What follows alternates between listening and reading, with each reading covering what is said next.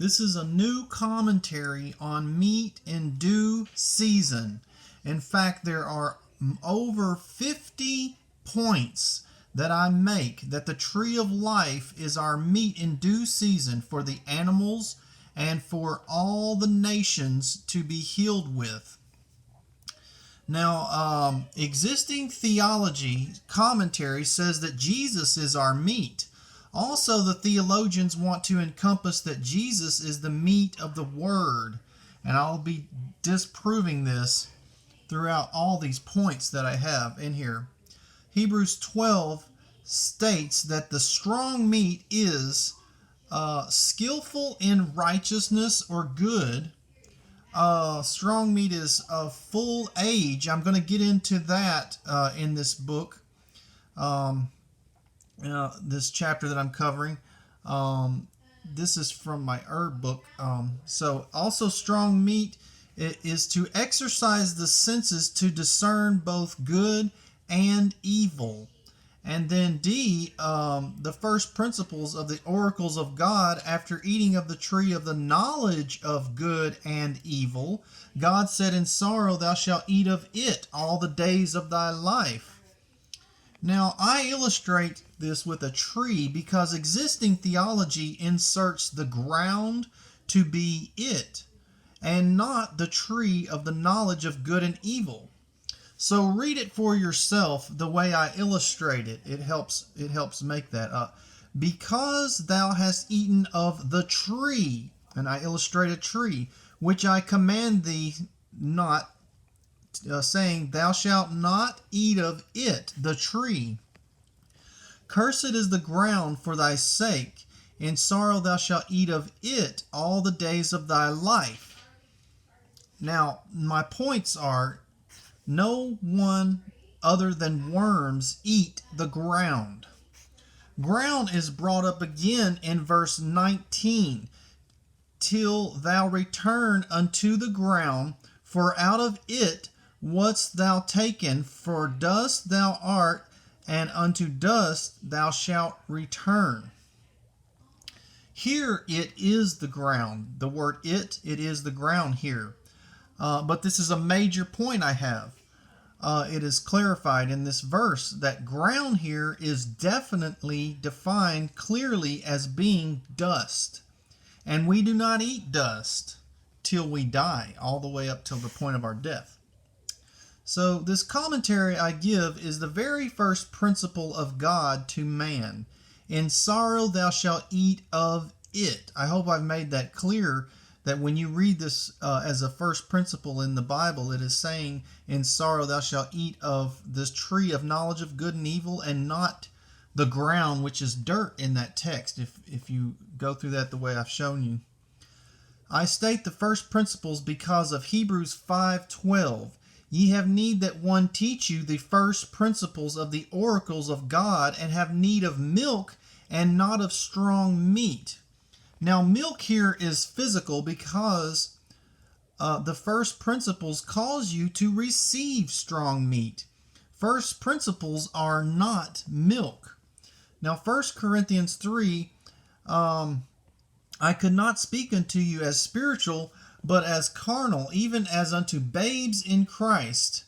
I have fed you with milk and not with meat. You are not able to bear it. Neither yet now are ye able. Walk as men. Obviously, these men are not displaying qualities of being of full age. That's where I bring up the full age again. These men here. These men are not given meat to discern both good and evil, for they were not able to bear it, for they are walking as babies or young children. Babes in Christ is literal, babies or young children. The word babes means babies in Christ. The word is literally babies. Milk here is not referred to as milk of the word, but drinking milk in this text. In this other text, it is milk of the word, though. 1 Peter 2:2, as newborn babes desire the sincere milk of the word, Thou hast hid these things from the wise and prudent, but revealed them unto babes. Now, babes here is talking about Jesus, John the Baptist, Elias, the King David, and Timothy, people who met qualifications. These individuals, they learned these things hidden from childhood. And there's others that fit into that category. Babes can only be translated as babies or young children.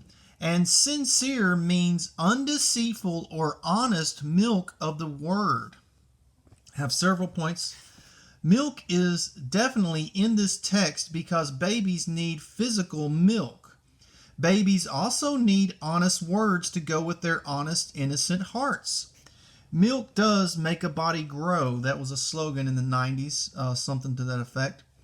And then D, hearing honest words can help you grow in a vague sense, although there are childish people who have heard honest words as a child in their whole life, and so it does not apply that just hearing honest words will make you not childish.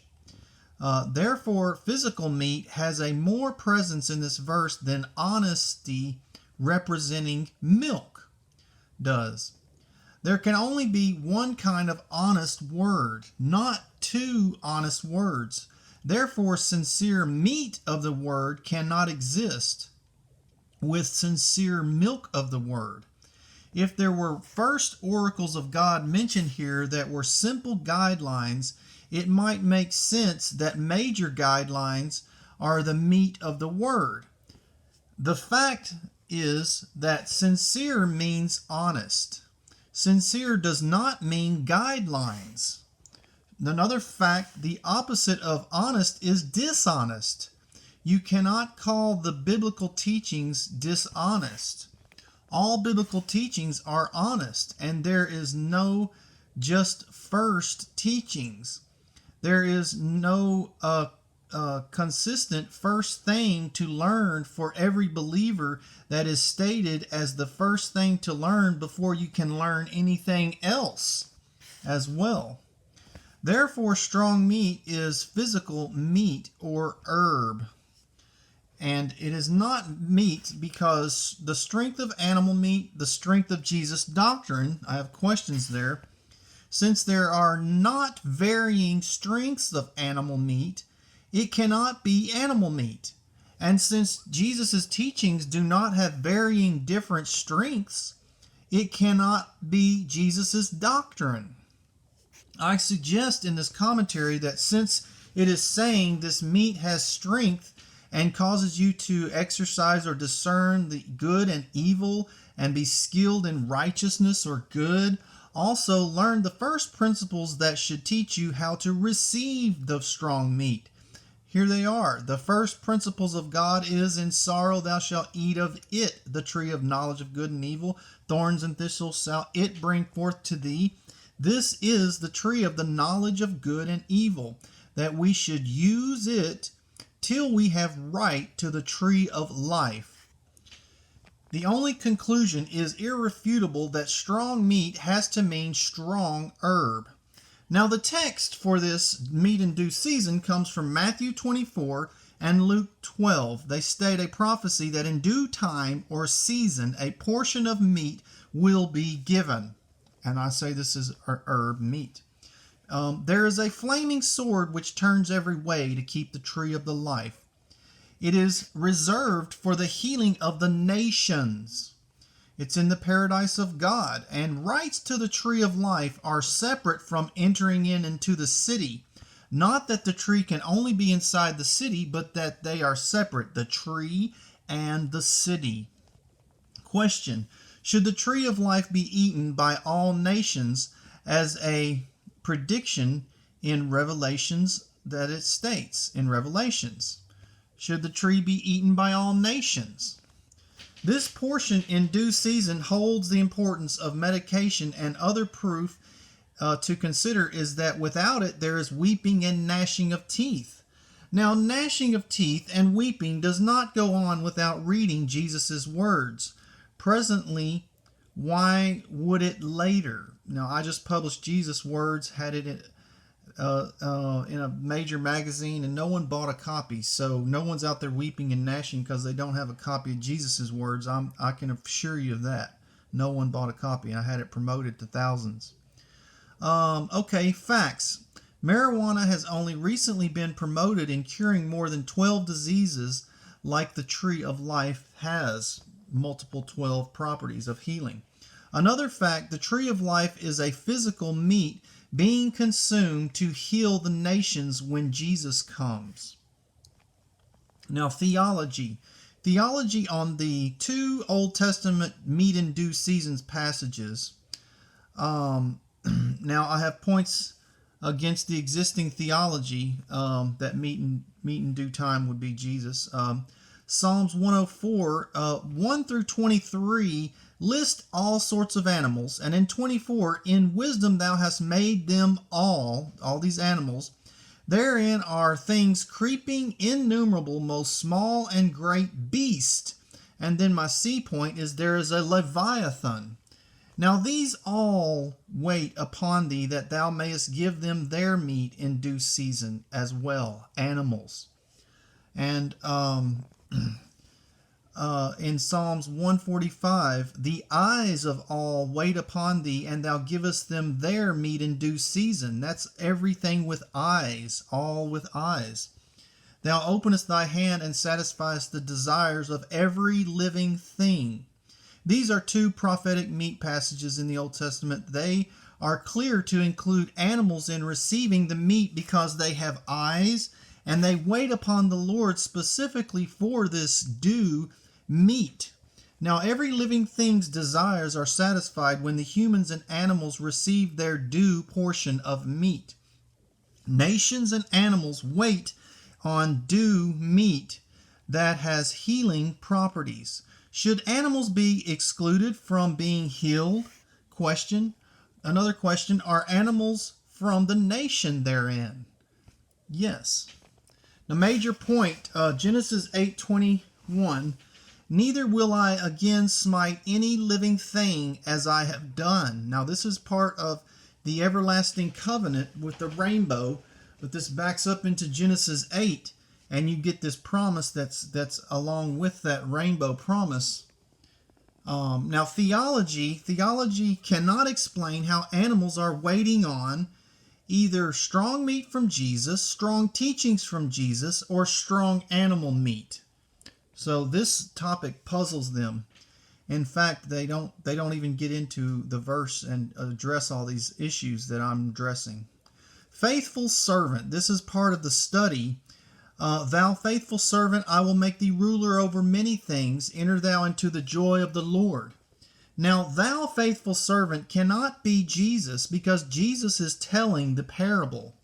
Thou faithful servant is multiple persons because A, talents or portions are being redeemed. B, entering into the joy of the Lord is the reward, and that includes many persons. And C, being rulers over various amounts indicates multiple rulers or faithful servants. In Numbers, Moses is faithful in all my house. Moses was the faithful servant under the old law. Preachers take this study of the faithful servant to mean that they are the wise and faithful servants. But preachers are not the only ones that these verses can apply to. Also, B, preachers are not the only ones receiving a reward. C, preachers do not have servants to beat. D, preachers cannot be drunken with drunkards and still carry on preaching. Also, the portion may include money. Because the distributor of the portion is drunken and beating servants, he will be cut asunder, servants. And the parable teaches talents. The parable of the talents follows this parable and includes many servants, and money is the portion given. This passage in Revelations is an example of poor having a portion to buy with. Revelations 13:16 and 17. All, both small and great, rich and poor, I underline that, free and bond, to receive a mark, that no man buy or sell save he that have the mark to buy with, or the name of the beast, or the number of his name. These are righteous methods for buying and selling, not sinful to have, and not sinful to have these these methods. So look at them again. Having a mark to buy and sell with, or the name of the beast, or the number of his name. Now, this is sinful. In Revelations 14, it follows up and it says, they have no rest day or night, who worship the beast, or worship his image, or receive the mark of his name. Now, his I capitalize because it is the seal of the beast, not God. Not a mark to buy and sell with either. Referred to as the mark in Revelations. Now, the mark of his name with the beast is a reference to idol worship. His name is a allegiance to the beast and not buying or selling goods. These are unrighteous methods of idol worship. The mark to buy and sell the believers have as well, because all have the mark to buy with. The mark of his name, the beast's name, only worshipers of the beast have that mark of idolatry. Can you agree? If not, why is buying unacceptable to God? That's a question it leaves you puzzled with, if you're confused on that. Now, you can be sealed of God and still buy. There is no prohibition for these ones sealed of God to buy or sell. God, his name shall be in their foreheads, having his Father's name written in their foreheads, till we have sealed the servants of God in their forehead. Only those which have the seal of God in their foreheads. There is no prohibition in these texts for these people to not buy or sell because they have God's name written in their forehead. These are the more than 50 points that I disprove that Jesus is the meat, and that the tree of life is the meat in our due season that animals and all the nations are waiting on.